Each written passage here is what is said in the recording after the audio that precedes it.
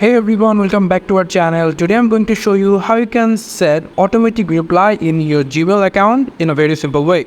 So without wasting any time, let's get started. So first, you just need to come over at the settings bar over here, click on that, and then you just need to select see all settings, click on that. After that, you just need to scroll down a little bit, just cut it.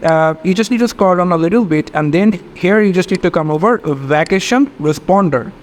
On here, you just need to select this option called vacation respond on. And now here, you just need to paste your vacation reply. So I will going to copy this subject or email and going to paste it over here like this. And you can set your name as like I'm naming it MHS.